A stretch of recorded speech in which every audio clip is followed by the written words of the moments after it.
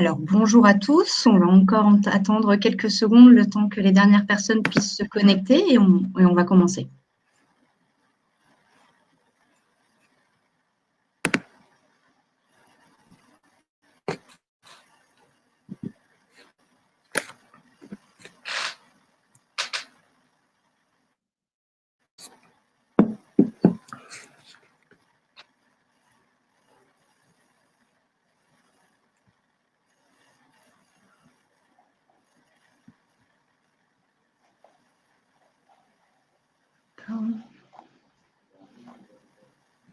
Voilà.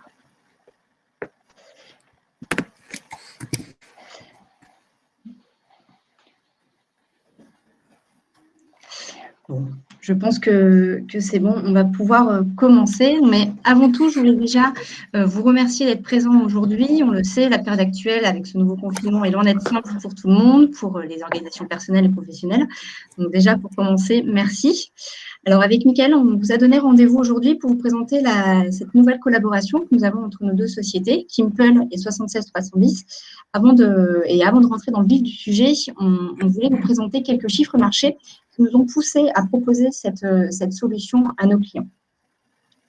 Alors, le premier constat qu'on a pu regarder, c'était que le levier du jeu concours est en 2021 un moyen de garder le lien entre une marque et ses consommateurs, mais c'est surtout un excellent moyen de recruter de l'adresse email et l'opt-in des clients existants ou de nouveaux leads.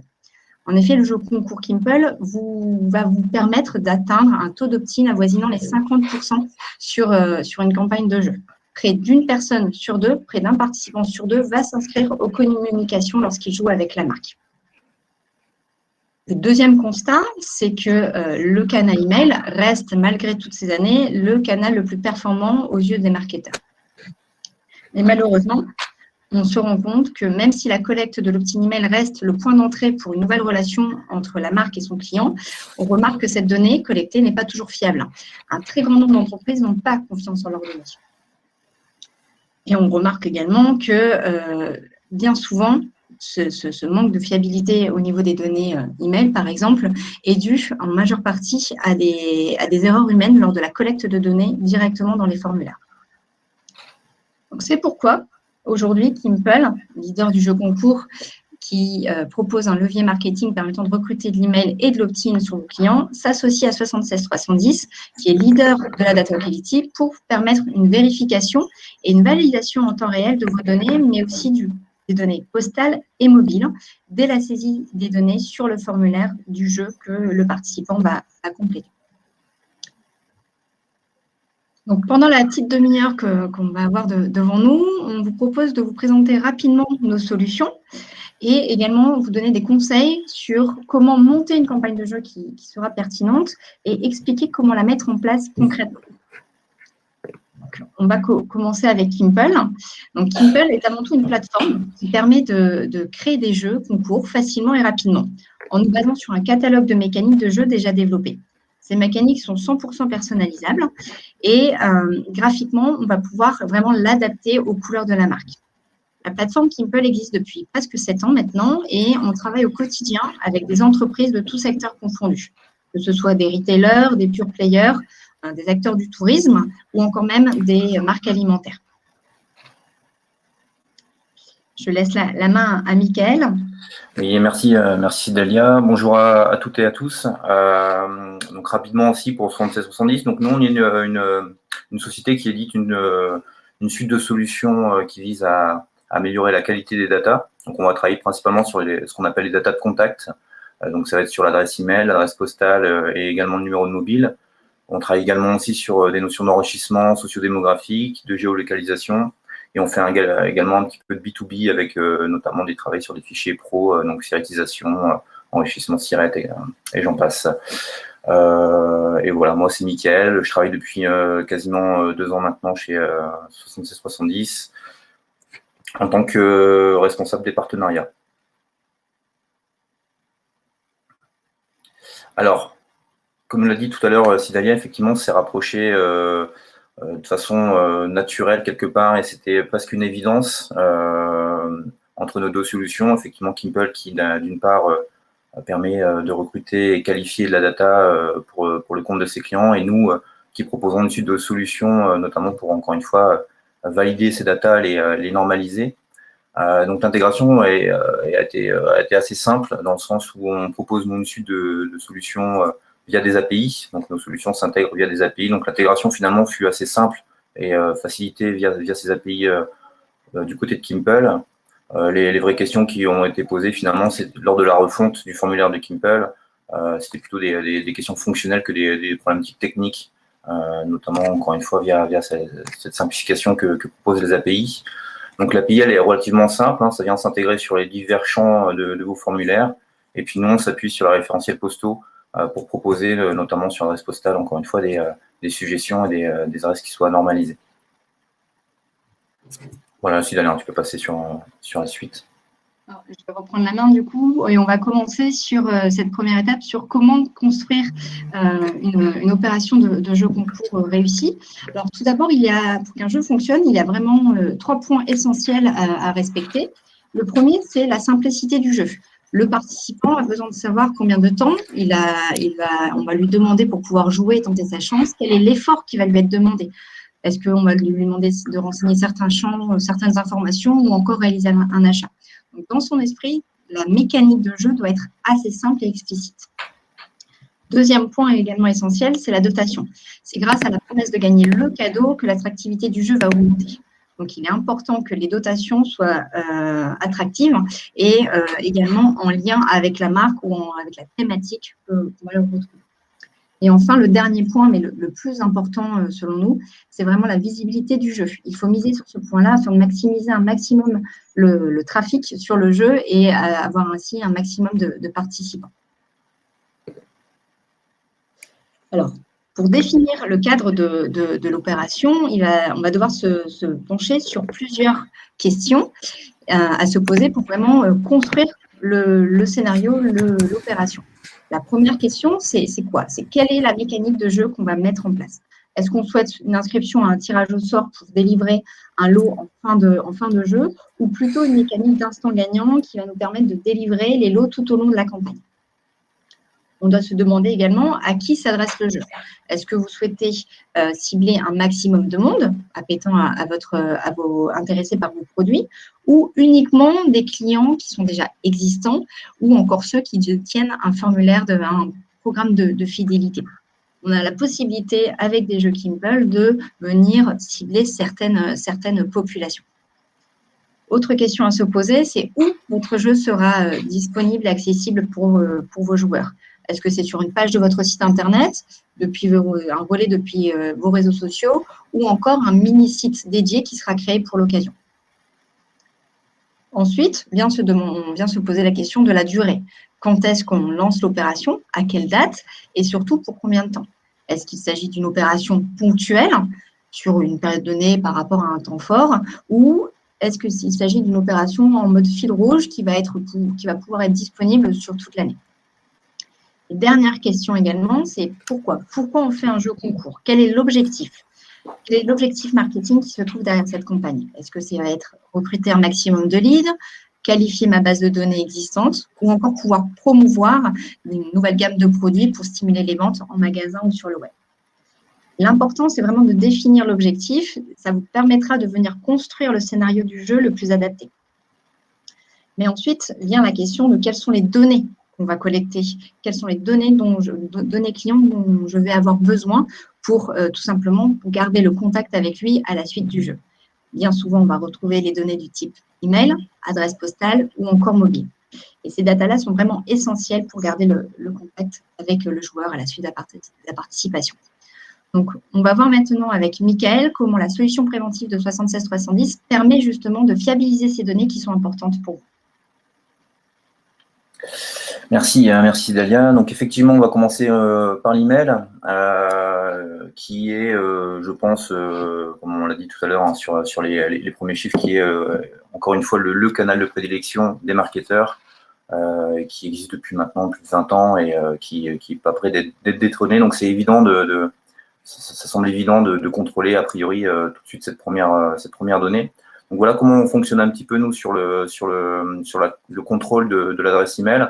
on va fonctionner un petit peu en entonnoir, avec une première étape sur le formulaire avec ce qu'on appelle de l'aide à la saisie. Donc ça va être faciliter et augmenter la rapidité de complétion de ce fameux champ en accompagnant l'utilisateur. Donc ça va être notamment sur une suggestion des domaines. Dès la première lettre saisie, on va pouvoir proposer une liste de domaines triés par popularité. Et puis la saisie s'affine, la suggestion s'affine au fur et à mesure de la saisie. Donc ça, c'est la première étape. À cette étape-là, on ne contrôle rien à proprement parler, on vient juste faciliter la saisie. Second point, donc c'est le point numéro 2, on va contrôler la syntaxe. Donc ça, c'est ce qui est somme toute assez classique. Mais attention, malgré tout, vous allez pouvoir remarquer que certains fournisseurs de domaines email se permettent des petites libertés concernant la syntaxe. Si on parle de Gmail, notamment les plus, par exemple, sont acceptés alors que chez Yahoo, on ne l'aura pas. Donc le contrôle de la syntaxe vient vérifier effectivement le bon formatage quelque part de l'adresse email, s'assurer qu'il y a bien quelque chose avant l'arrobase, un domaine et une extension.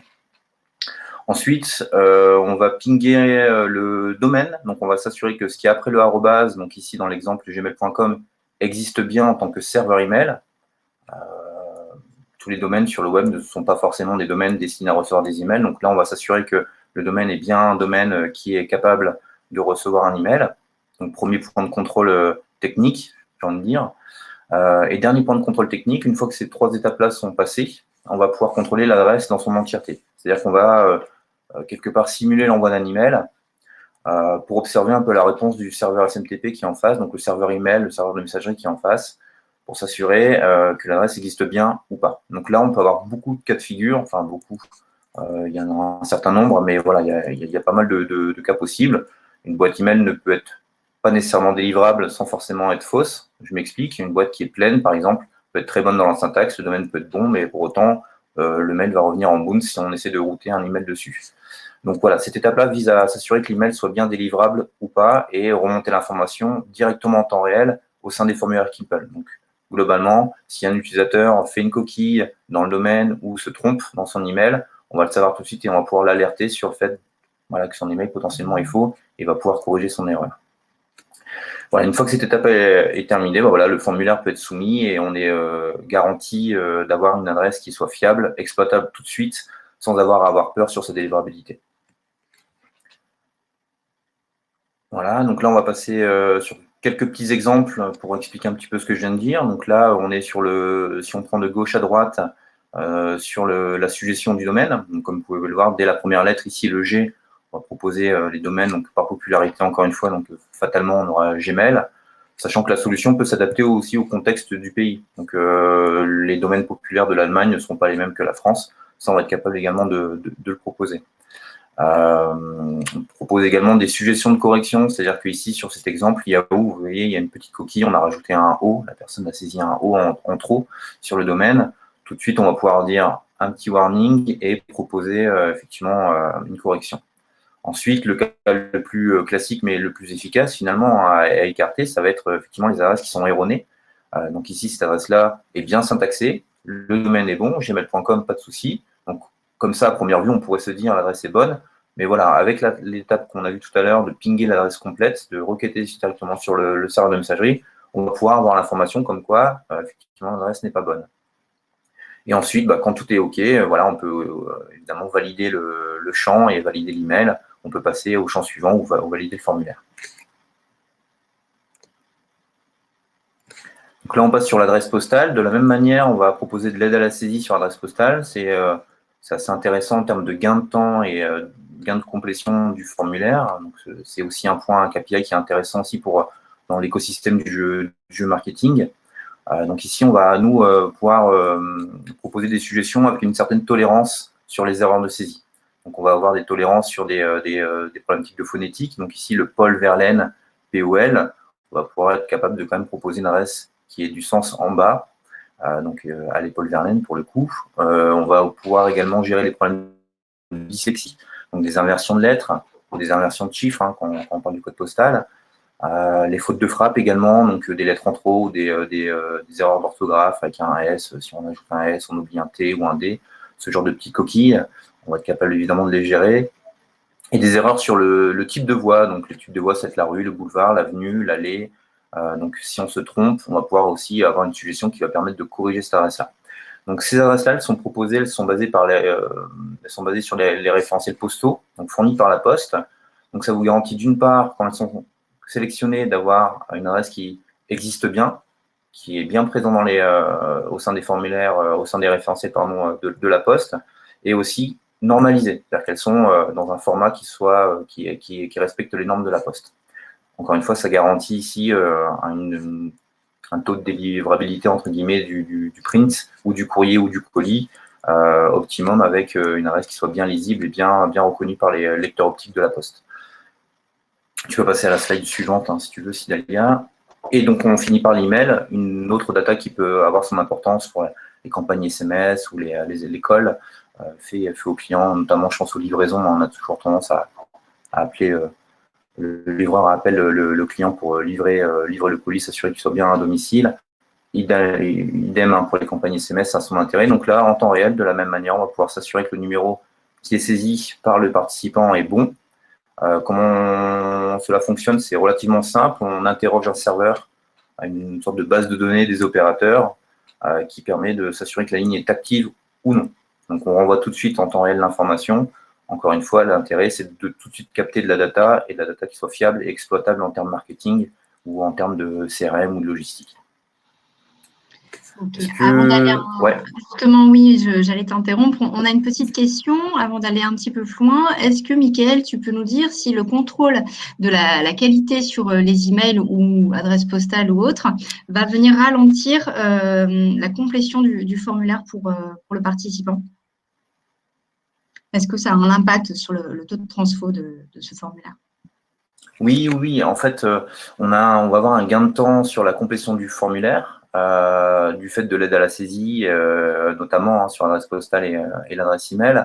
De cette là, on va avoir sur des formulaires, si je donne un pourcentage un peu médian, on va avoir de l'ordre de 30 à 50% de gain de temps sur la complétion du formulaire. De cette là, ça va avoir plusieurs intérêts. On va limiter le taux de rebond. Et dans le cadre des jeux marketing, il y a un intérêt qui n'est pas anodin. Ça va être aussi l'optimisation du ROI sur les campagnes médias. Les annonceurs, en règle générale, communiquent effectivement sur leurs jeux concours, leurs jeux marketing, parfois mettent également des campagnes médias en place, donc injectent de l'argent, du budget pour promouvoir leurs jeux. Et le KPI du taux de rebond sur la première page du formulaire est hyper important. Et l'aide à la saisie sur l'adresse postale ou sur l'email va permettre de baisser un petit peu ce taux de rebond et du coup optimiser les investissements médias. Donc ça, c'est hyper important. Au-delà de la partie expérience utilisateur aussi qui va être sympathique, c'est-à-dire que l'utilisateur, maintenant, ce genre de solution est assez démocratisé, on le retrouve sur les sites e-commerce, voilà, ce genre de plateforme où on va avoir besoin de remplir des informations personnelles. L'aide à la saisie maintenant est facile d'accès quelque part et facile à comprendre. Donc, quelque part, ça améliore aussi l'expérience utilisateur. Mais globalement, sur la partie gain de temps, c'est indéniable. On gagne du temps, évidemment, surtout si on a une adresse postale un peu à rallonge. Là, l'aide à la saisie, pour le coup, va faire gagner énormément de temps. Et encore une fois, on évite les coquilles, les erreurs de saisie. D'accord. Alors, pour le coup, on va attendre encore d'autres questions, mais on va continuer et je te laisse la main sur les bénéfices de justement une solution data quality de façon générale. Oui, je viens d'en parler un petit peu, effectivement. Sur la partie, si on parle de la partie postale notamment, on va avoir évidemment une optimisation des coûts au niveau des problématiques de livraison. On va avoir moins de PND, moins de temps de gestion humaine liée au SAV, hein, donc les clients, les participants satisfaits. Si on reprend le cadre du jeu concours, les personnes qui sont censées recevoir un lot physique seront bien contentes de bien le recevoir et de ne pas avoir de problématique de livraison. Encore une fois, la validation de l'adresse postale permet à la marque et à Kimple de s'épargner des problématiques de remontée client, d'insatisfaction client liées à des problématiques de livraison. Donc ça, c'est un premier point. Ensuite, plus globalement, on va avoir une exploitation de la data qui va être optimisée, mais vraiment au sens large. Donc là, on est plutôt sur la droite hein, du dernier icône, donc sur la partie CRM. On va avoir une base qui va être uniformisée, du fait qu'on va pouvoir avoir sur l'adresse postale ou sur le numéro de mobile, par exemple, un même format. Donc, ça va faciliter des manipulations de la data, notamment sur la déduplication, sur la segmentation, l'analyse, sera un peu plus profonde. Donc, on va avoir une fiabilité quelque part des informations qu'on va pouvoir avoir sur sa base. Sur l'email, j'en ai parlé tout à l'heure aussi, ça va être un gain de temps évidemment sur la complétion. Ça va limiter surtout les problématiques de délivrabilité. Encore une fois, nos solutions permettent d'avoir un taux on va dire de validité de l'information qui frôle les 95 à 98%. C'est-à-dire qu'on va s'épargner d'avoir des bounces, que ce soit des soft bounces ou des hard bounces. Donc ça va permettre également d'optimiser un peu son taux de délivrabilité. Les campagnes médias, j'en ai parlé aussi tout à l'heure sur la partie gain de temps de complétion du formulaire. Donc ça, c'est sur l'aspect héroïste des avantages. Voilà, je pense j'ai un peu fait le tour, mais globalement, on peut siloter en trois parties les avantages. Ça va être des avantages pour l'utilisateur final, donc vos participants sur les jeux, sur l'expérience utilisateur et avoir une expérience qui va être facilitée par cette fameuse aide à la saisie. Côté DSI, côté data, CRM, pareil, les équipes vont être satisfaites parce que tout de suite, la data est exploitable et prête à l'emploi quelque part pour les opérations marketing, donc que ce soit encore une fois du print, du call, du SMS ou de l'email. Et puis, il y a une partie financière aussi qui est pas anodine sur la partie logistique, encore une fois avec les colis, la partie média avec l'optimisation notamment, encore une fois, du taux de rebond et du coup des opérations ads et campagnes sponsorisées notamment, ce genre de campagne de publicité qui marche plutôt bien aussi sur les jeux concours. Justement, on va regarder un peu plus en détail comment, avec une démo de formulaire, sur comment justement ce type de formulaire peut permettre de gagner du temps grâce à l'aide à la saisie de 76-310. Voilà, là ici on a un exemple typique d'un type d'intégration qu'on pourrait avoir sur un jeu Kimple. Donc comme vous pouvez le voir dans la petite animation, on va pouvoir encore une fois rapidement saisir son formulaire. Donc on recommence par l'email. C'est un choix arbitraire, hein, on peut très bien organiser. Tu me confirmes si Dalia, mais je pense que maintenant que la refonte de votre formulaire, vous allez pouvoir un petit peu lancer les champs comme vous le souhaitez. Complètement. Grâce sur Kimple directement, le formulaire va pouvoir être personnalisé complètement aux couleurs de la marque. Et même la marque va pouvoir créer des templates en fonction de ses différents temps forts, par exemple. On va pouvoir retrouver des formulaires sur une colonne ou sur 2 colonnes, des champs qui vont pouvoir être mixés. Et ça, de façon assez simple, sans compétences techniques, parce que tout se fait via un système très simple de drag and drop. Voilà, donc alors ce qui est intéressant dans les jeux concours, et là Sidalia pourra également confirmer, c'est effectivement la crainte d'avoir des bots, d'avoir des concouristes avec des adresses un peu secondaires, des adresses jetables, ce genre de choses. Sachez que la solution, alors de base, Kimple avait déjà des verrous, hein, avait des contrôles sur le champ email, notamment sur la syntaxe et peut-être des domaines blacklistés, ce genre de choses. Là, la solution 7670 vient renforcer un peu cette sécurité.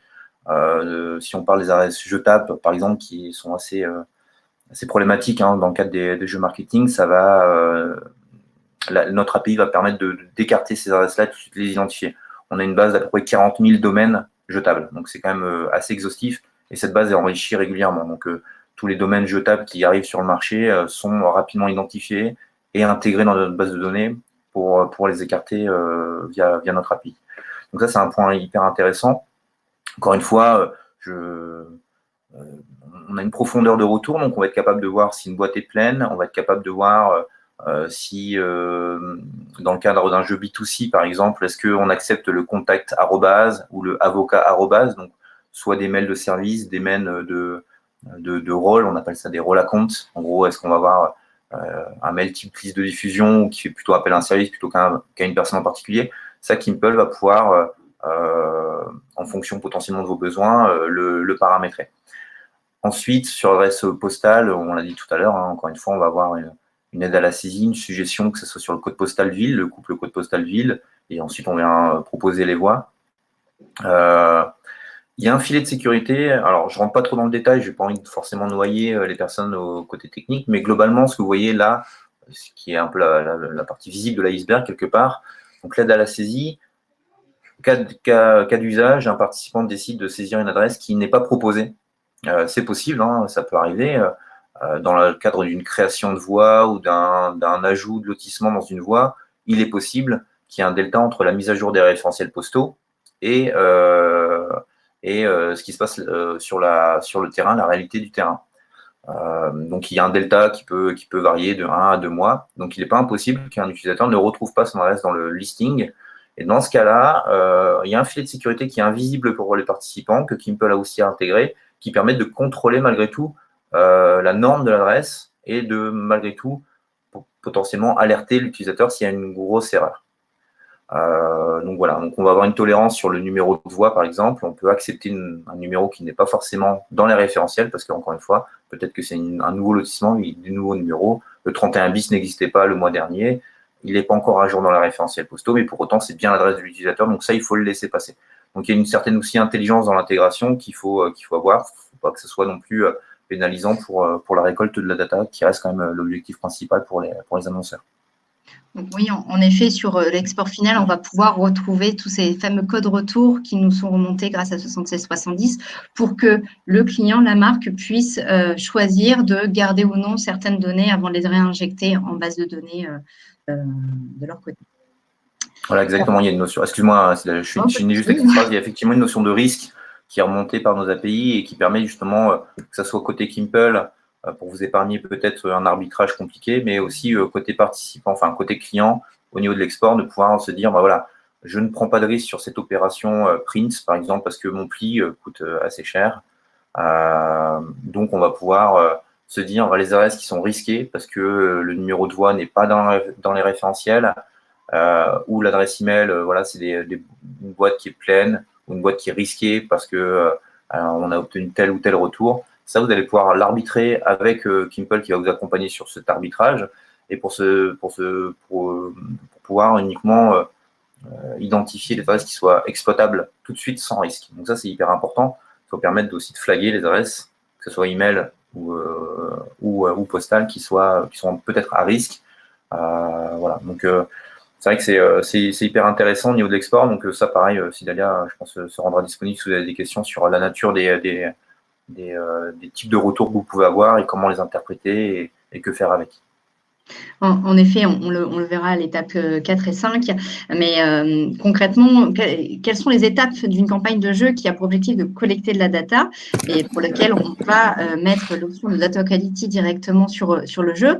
Tout d'abord, il y a toute la préparation en amont de la campagne. Vous allez devoir concevoir page après page votre scénario de jeu grâce à la méthode qu'on a vue précédemment. Les questions, quoi, qui, où, comment.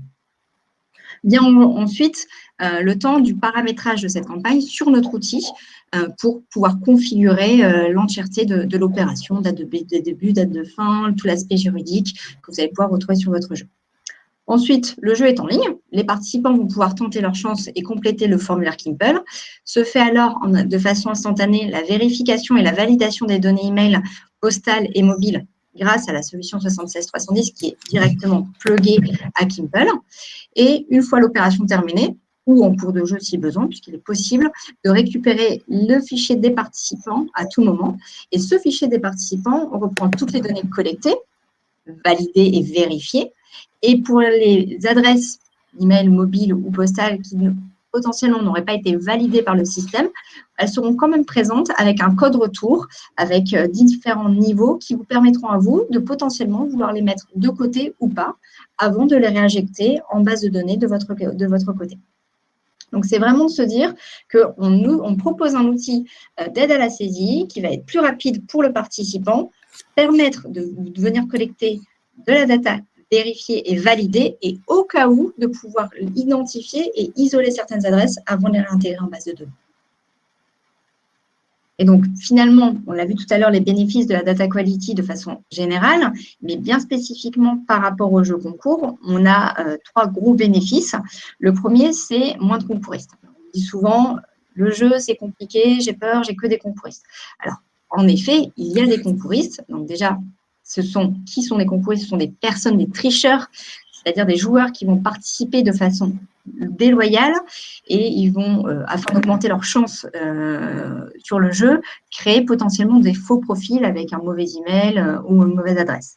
Mais grâce à cette option Data Quality, ils pourront être bloqués ou du moins identifiés et être mis de côté justement pour les écarter du tirage au sort ou les écarter également avant intégration des données en base.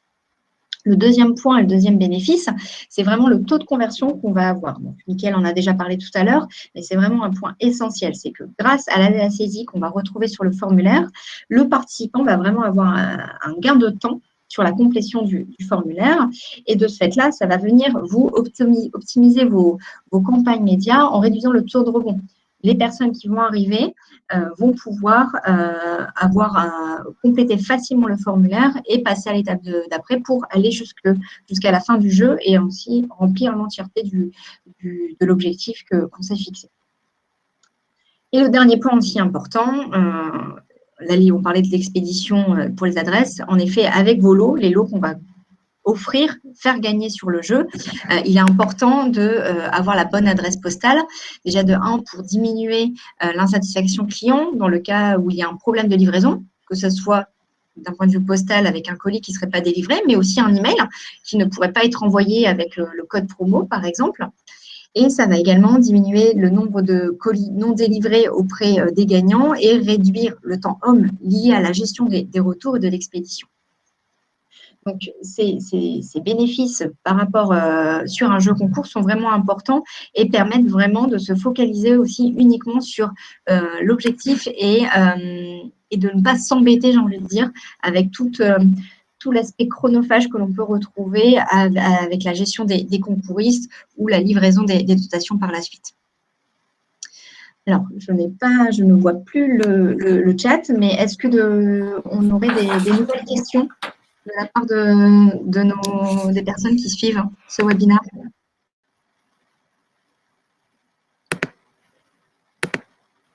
Moi, j'ai une petite question, Sidalia, pour peut-être, ça va peut-être intéresser aussi les participants. Est-ce que justement cette option chez Kimpel est optionnelle ou elle est native? Comment ça fonctionne côté plateforme?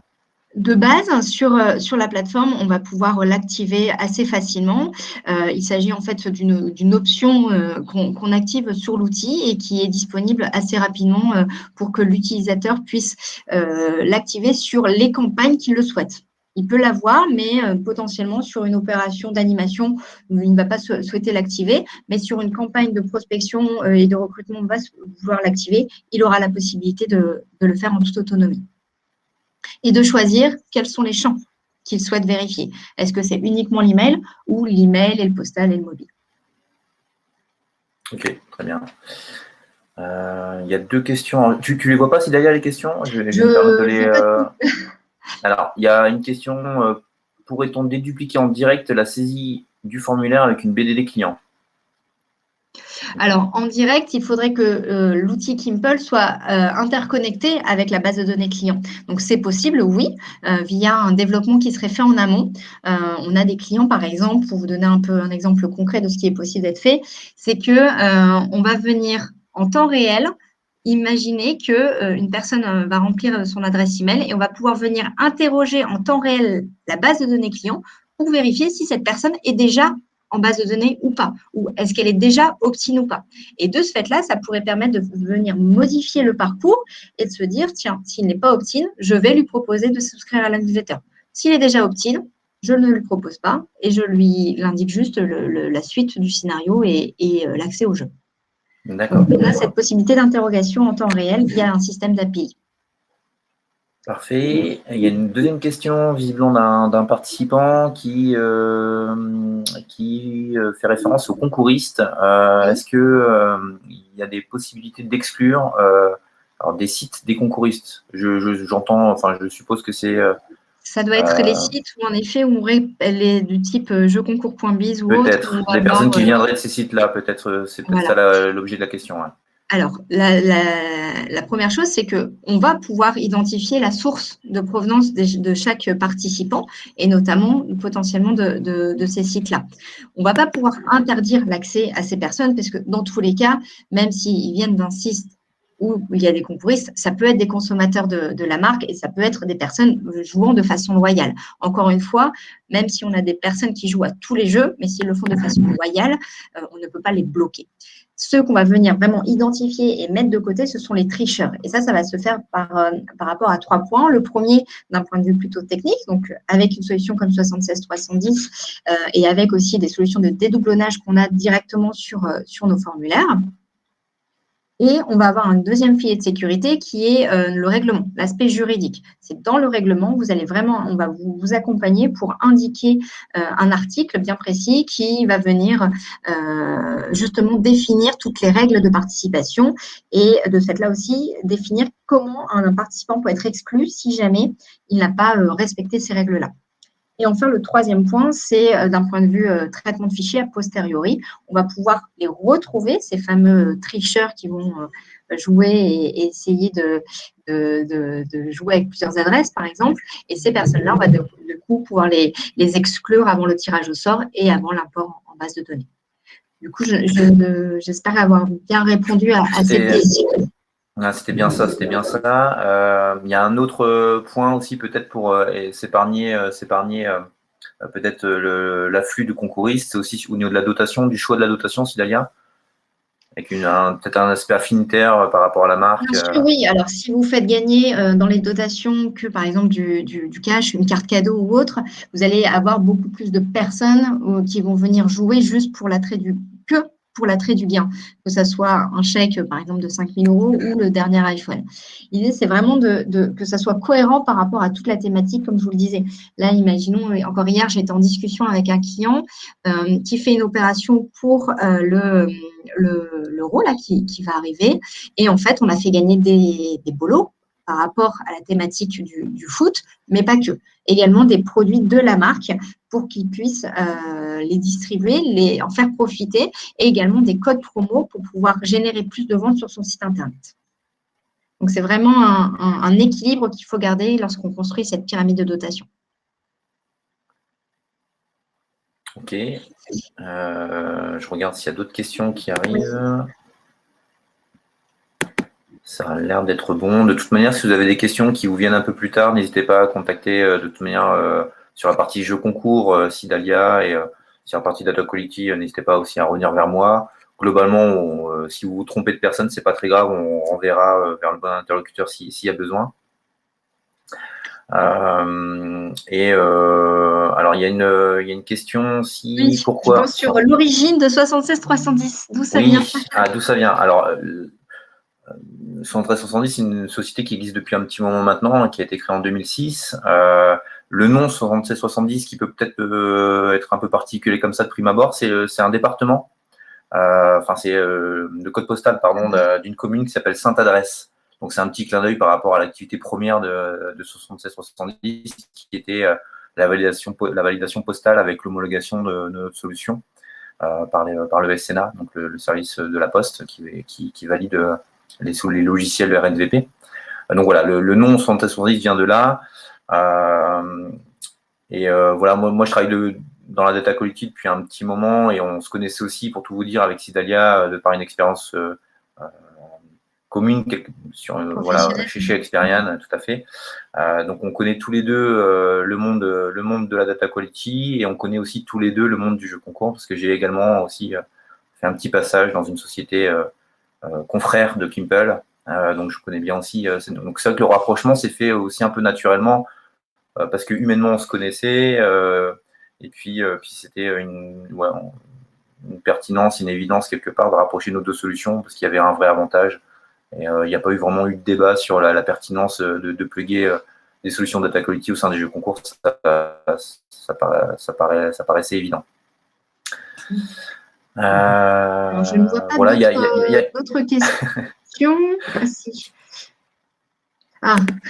Une question de si on a nos coordonnées pour prendre un rendez-vous. Donc, en effet, c'est exactement la slide suivante. C'est que n'hésitez pas, vous voyez les coordonnées pour côté Kimple et le côté 67310 avec Michael.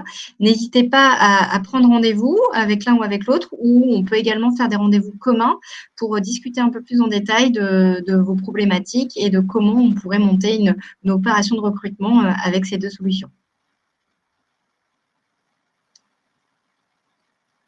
Alors, je pense que dans le chat, vous allez avoir aussi accès directement à des livres blancs qu'on a pu construire et mettre à disposition. Tout à fait, je vois qu'Aurélie a indiqué les coordonnées.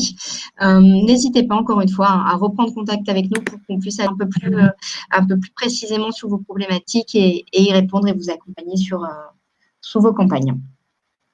Alors, il y a une question aussi, Dalia, juste avant de finir, sur la partie financière de l'option.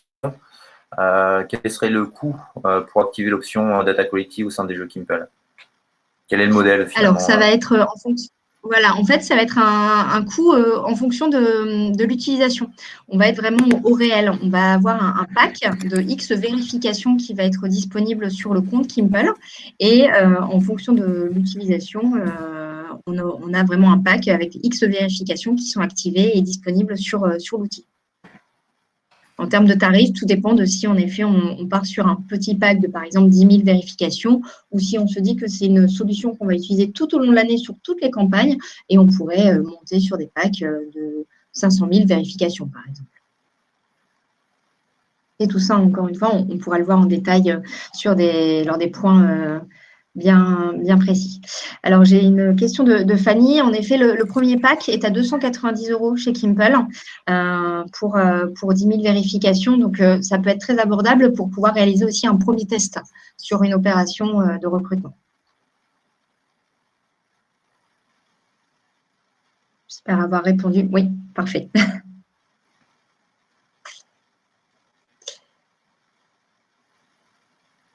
Alors, si c'est bon, on a encore quelqu'un qui tape un message. Alors, on ne va pas avoir, pour répondre à Fanny, Fanny nous demande si on peut être en mode illimité sur ce type de solution. Alors, il n'y aura pas d'illimité, hein, Michael. Hein, de toute façon, nous, on a plugué votre solution, mais de même, vous, de votre côté, vous ne proposez pas de vérification en mode illimité chez 76310.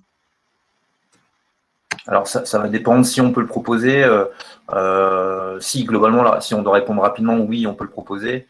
De toute manière, sur des jeux Kimpel, ça va être limité par rapport au nombre de participants. Donc, la jauge de volume va forcément être limitée le nombre de participants.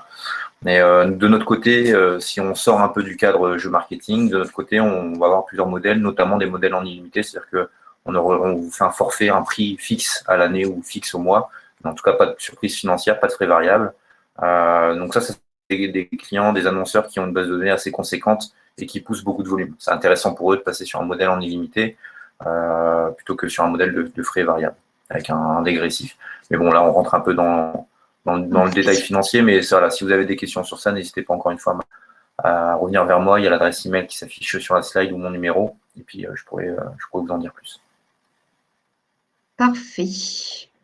Bon, je pense qu'on a répondu. Alors, excusez-nous, hein, si on a loupé une question, on en est désolé et on y répondra en tout cas par la suite à chacun en direct. Parfait. Bon, bah écoute, Sidalia, je te dis au revoir, bonne journée à toi. Bonne journée à tout le monde. Merci d'être venu. Bonne journée de confinement à tous et à très vite, j'espère.